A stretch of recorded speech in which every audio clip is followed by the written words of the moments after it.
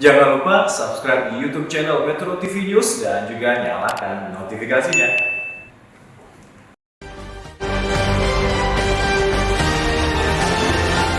Pancasila dalam perbuatan, bukan dalam perkataan.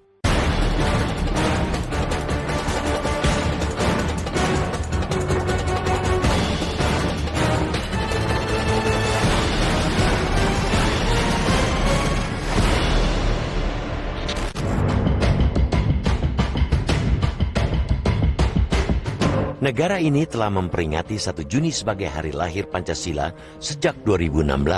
Kita mafhum bahwa peringatan itu merupakan upaya kesekian pemerintah untuk terus menggaungkan ideologi Pancasila. Kita pun mengakui bahwa negara tidak pernah kekurangan upaya formal dalam mempopulerkan Pancasila. Di dunia pendidikan, pengenalan Pancasila sudah ada sejak tingkat SD. Hafalan Pancasila pun kebanyakan menancap dan bertahan sepanjang hayat. Meski begitu, mulusnya hafalan Pancasila jelas bukan jaminan untuk perilaku yang Pancasilais. Ironi itu bahkan jamak di kalangan pejabat negara dan tokoh publik. Praktik korupsi ialah bentuk paling nyata tidak melekatnya Pancasila dalam perbuatan. Indeks Persepsi Korupsi atau IPK Global Indonesia pada 2021 menempatkan pada peringkat ke-96 dari 180 negara.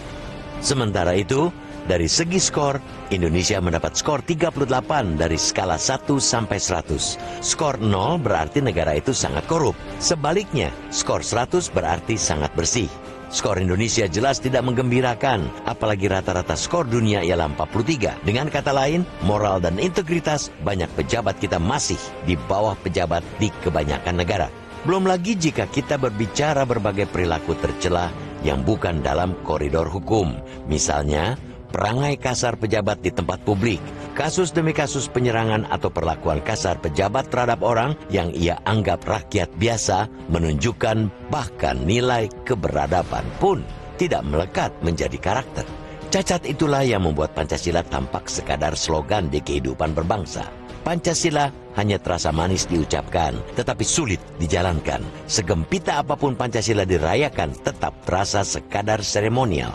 Tidak mengherankan, kelompok-kelompok yang berusaha menggoyang ideologi luhur itu pun tidak pernah kehabisan energi dan simpatisan. Hal itulah yang semestinya disadari seluruh elemen pejabat negara. Pancasila sudah tidak kurang seremoni, yang minus besar justru sosok-sosok yang melakoni Pancasila. Sosok-sosok yang benar-benar menjalankan nilai-nilai Pancasila dalam perbuatan mereka. Bahkan, ketika Pancasila terlalu diseremonialkan, degradasi nilai justru semakin besar. Pancasila tampak sekadar dijadikan alat untuk memuluskan kekuasaan.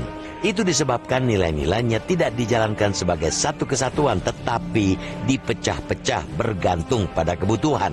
Contohnya ialah kampanye-kampanye toleransi, sementara di sisi lain keadilan dan kemanusiaan tidak ditegakkan setara.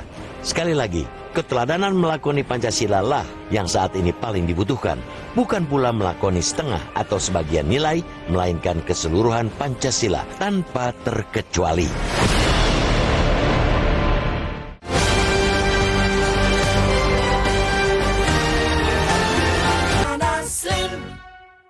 Metro This Week, setiap Sabtu jam 7:30 malam.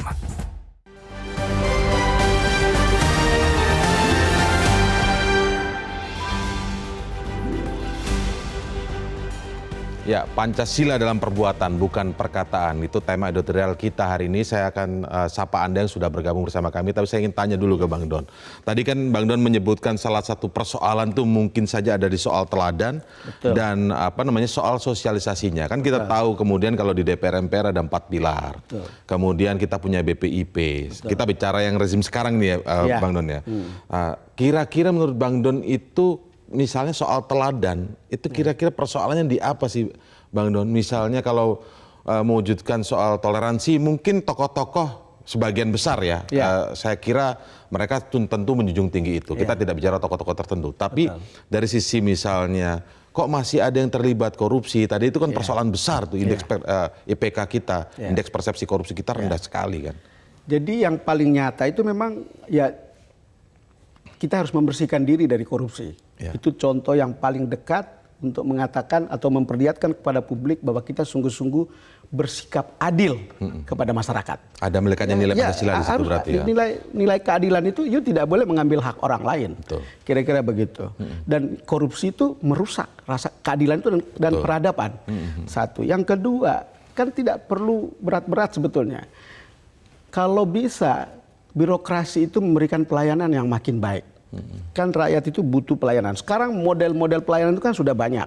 Orang tidak harus ke situ, tidak harus tatap muka, sekarang harus bisa cepat lewat online dan seterusnya. Kan sudah banyak yang begitu. Jangan sampai kemudian orang merasa berurusan dengan birokrasi itu hanya sebenarnya tidak butuh apa-apa, tapi harus mengeluarkan ongkos yang begitu banyak. Jangan sampai orang merasa mencari keadilan di dunia peradilan, lalu kemudian harus membayar lebih banyak. Harus mengongkosi itu, padahal perkaranya kecil. Juga jangan memperlihatkan ketidakadilan itu mereka yang melakukan kejahatan besar, dihukum lebih kecil daripada mereka yang melakukan kejahatan yang kecil. Jadi hal-hal seperti itu yang harus diperlihatkan kepada publik, dan contoh-contoh ini mestinya kalau misalnya itu dilakukan dengan baik, itu juga akan menimbulkan persepsi yang positif di publik. Oh, kita begitu. Tidak perlu mengajar terlalu banyak sebetulnya. Tidak perlu mengatakan terlalu banyak. Seeing is believing. Apa yang orang lihat, itulah yang mereka percaya. Feeling is also believing. Jadi apa yang mereka rasakan, itulah yang mereka percaya begitu. Jadi kalau lihat seperti itu, sekarang kalau lihat kemudian soal sosialisasi. Sekarang kita lihat ya, Indra, ini ada hasil survei yang menarik dari bukan Wahid Institute, Tirto ID. Jadi coba bayangkan, mungkin kita itu tadi seperti data itu memperlihatkan kita makin menurun gitu tentang pengetahuan kita tentang Pancasila. Ini banyak yang salah menyebut sekarang. Makanya kalau lihat Pak Jokowi kan sering pergi ke tempat sebutkan Pancasila gitu. Jadi bukan soal implementasi saja yang kurang, sekarang bahkan hafalannya pun menurun. Iya, itu yang terjadi. Misalnya begini, sila pertama itu 9,80% itu orang salah. Kemudian sila kedua 49,80% atau 50% lah, salah. Orang salah menyebut. Lalu kemudian sila ketiga 36,8%. Sila keempat lebih banyak ini pasti. Iya, 28,8%. Sila kelima 36,87%. Itu berbeda sekali dengan generasi saya gitu. Di mana kemudian itu ya harus dihafal. Sekarang mungkin tidak penting hafalan, tetapi ini indikasi untuk memperlihatkan orang tidak aware. Jadi tidak aware, lalu kemudian kalau dia tidak aware, ya bagaimana orang, ya betul sih belum tentu kalau tahu lalu kemudian dijalankan gitu.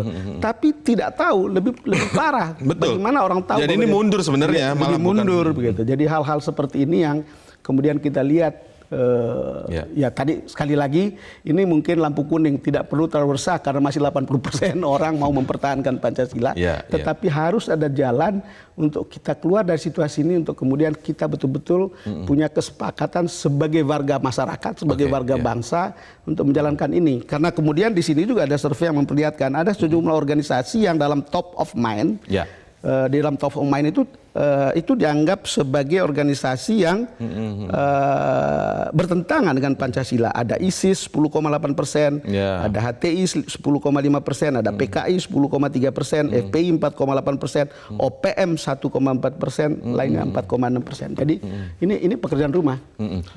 Bang, kita bicara tadi yang 80% masih ingin mempertahankan ideologi Pancasila tentu saja, tapi di konteks 80% ini sendiri jangan-jangan juga ada yang bagian tidak hafal tadi, ada bagian yang ada bagian yang belum mengimplementasikan, tentu saja begitu ya. Saya hanya mengumpulkan data surveinya.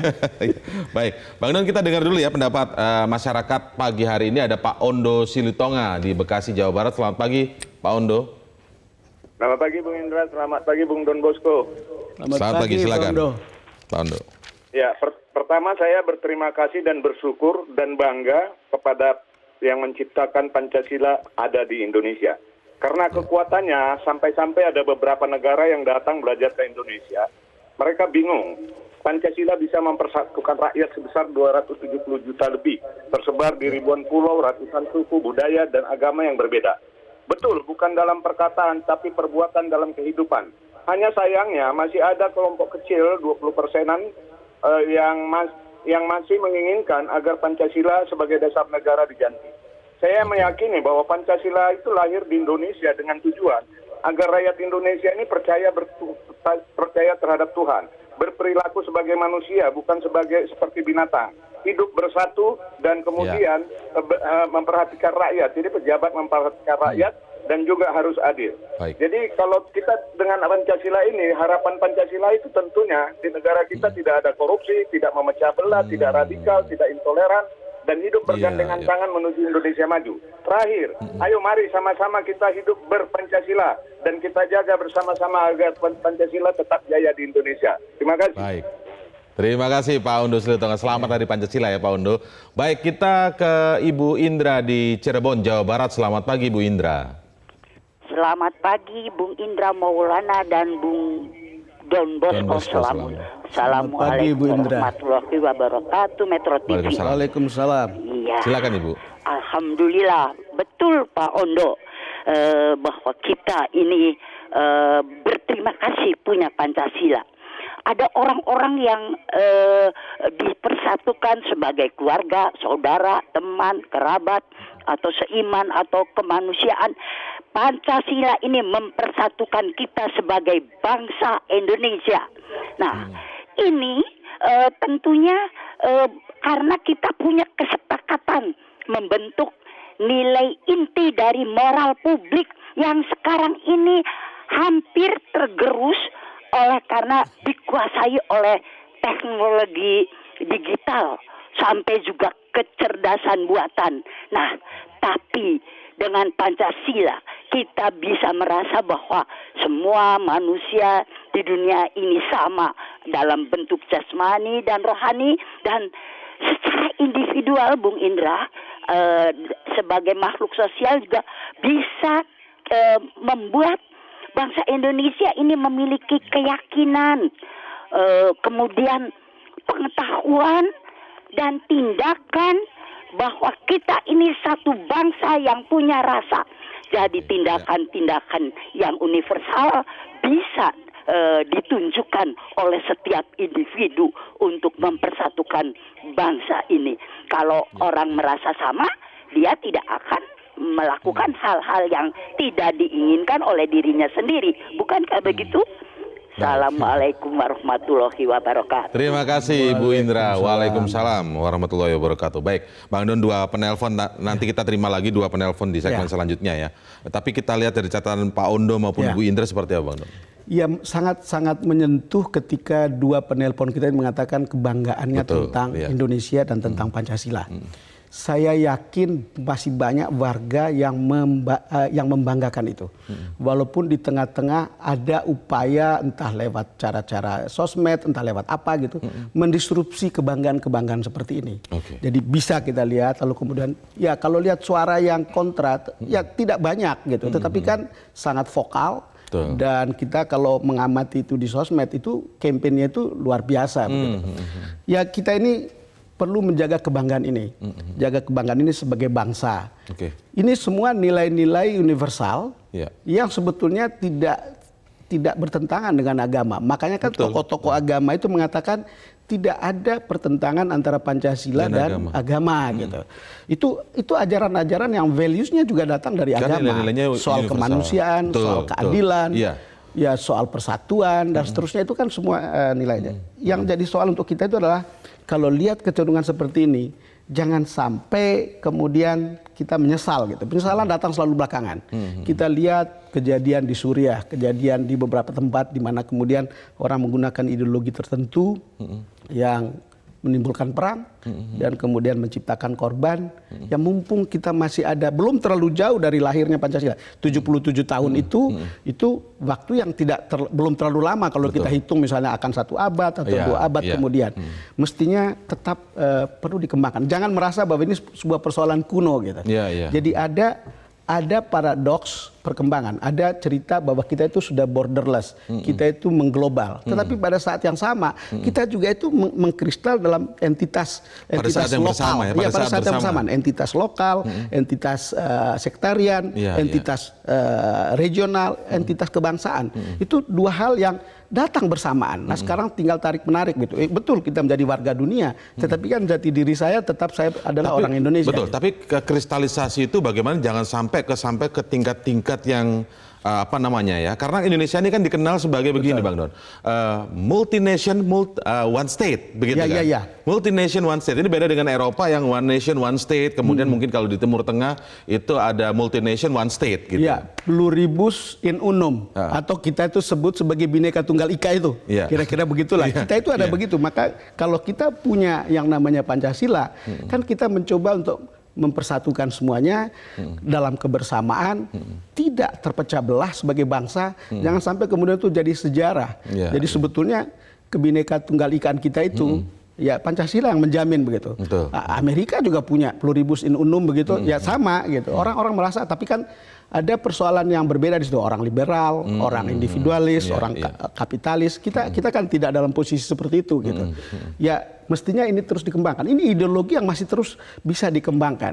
Jadi tidak ada alasan untuk mengatakan oh itu sudah kuno. Sekali lagi jangan sampai menyesal kemudian gitu. Penyesalan selalu datang terlambat. Jangan mengatakan juga pembahasan mengingatkan tentang ideologi kita ini menjadi suatu yang kita tidak tertarik untuk membicarakan ini sebetulnya. Tetapi this is our mission. Jadi PR kita semua ini lah ya. Mission yang kemudian kalau kita lihat kok ada lampu kuning, kok ada begini gitu. Kita harus mengatakan sebagai media ya, kita harus lakukan itu gitu. Baik. Bang Don, kita break dulu, nanti kita akan dengarkan pendapat masyarakat lagi tentang Hari Lahir Pancasila ini dan tema editorial kita pada pagi hari ini. Tetaplah bersama kami di Editorial Media Indonesia. Kami segera kembali.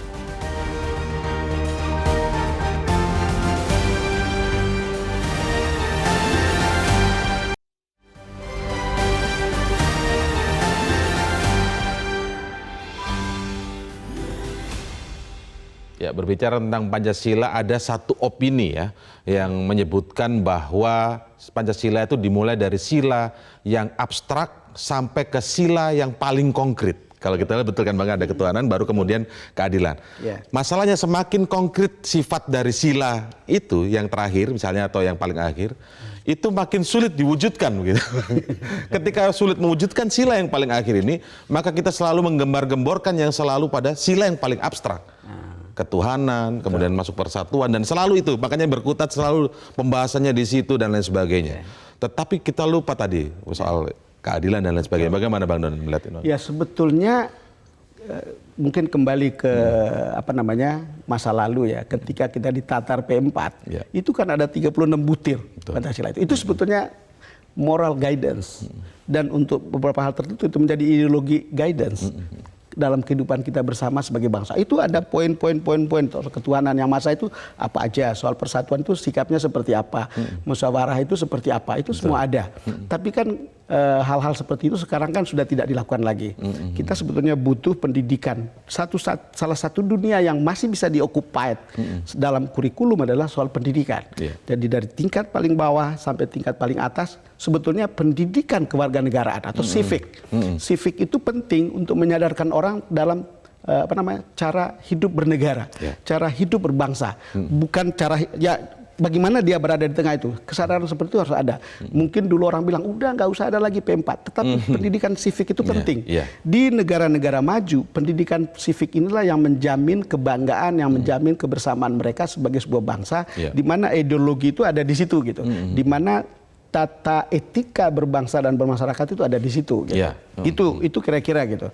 Sehingga pada satu saat orang tidak merasa bahwa ini sesuatu yang abstrak. Memang ini harus bisa dijalankan begitu. Betul. Nah, kalau kita lihat juga ada pendapat juga yang menginginkan jangan lagi modelnya penataran. Bagaimana kemudian melakukan rekayasa terbalik, reverse engineering. Kita wujudkan dulu itu bagaimana keadilan sosial, kemudian demokrasi, pemusatan perwakilan, sampai urutannya begitu, Bang. Mungkin Bang Don ada pendapat soal ini. Ya saya tidak punya pendapat, nanti kita dianggap sebagai ideolog. Saya tidak dalam nanti ke BPIP lagi. Tetapi menarik untuk kita renungkan di hari Pancasila, di hari lahirnya Pancasila ya. Ketika Bung Karno pidato pada 1 Juni, ketika itu sila ketuhanan kan yang kelima kan, belum pertama. Gitu. Betul, yang pertama. Beliau bicara prinsip yang kelima hendaknya menyusun Indonesia merdeka dengan bertakwa kepada Tuhan Yang Maha Esa. Prinsip ketuhanan bukan saja artinya bangsa Indonesia bertuhan, tetapi masing-masing orang Indonesia hendaknya bertuhan. Tuhannya yang Kristen menyembah Tuhan menurut petunjuk Isa Al-Masih, yang Islam bertuhan menurut petunjuk Nabi Isa SAW, sallallahu alaihi wasallam. orang Buddha menjalankan ibadatnya menurut kitab-kitab yang ada padanya. Tetapi marilah kita semuanya bertuhan. Hendaknya negara Indonesia ialah negara yang tiap orangnya dapat menyembah Tuhannya dengan cara yang leluasa. Segenap rakyat hendaknya bertuhan secara kebudayaan, yakni dengan tidak ada egoisme agama. Dan hendaknya negara Indonesia satu negara yang bertuhan. Mari kita amalkan, jalankan agama baik Islam maupun Kristen dengan cara yang berkeadapan. Apakah cara yang berkeadapan itu? Ialah hormat, menghormati satu sama lain. Hormat menghormati Ini satu sama pidato lain. pada tanggal 1 Juni tahun 45. Ini sekali lagi harusnya menjadi masuk ke sanubari kita, menjadi tindakan kita, tidak hanya sekedar menghafal, apalagi tadi Bang Don menunjukkan data yang hafal sudah semakin berkurang datanya. Itu semakin mundur, kita tidak bicara semakin ke depan akhirnya. Tapi semoga di momentum kali ini kembali kita teringatkan terus, tidak menganggap ini sesuatu yang basi, wacana, tapi memang harus kita bangun sampai terus ke depan. Terima kasih Bang Don atas waktunya pagi hari ini di Editorial Indonesia edisi spesial Hari Pancasila 1 Juni. Terima kasih Bang Don. Selamat pagi, salam sehat. Selamat pagi. Pancasila tampak sekedar dijadikan alat untuk memuluskan kekuasaan. Itu disebabkan nilai-nilainya tidak dijalankan sebagai satu kesatuan, tetapi dipecah-pecah bergantung pada kebutuhan. Contohnya ialah kampanye-kampanye toleransi, sementara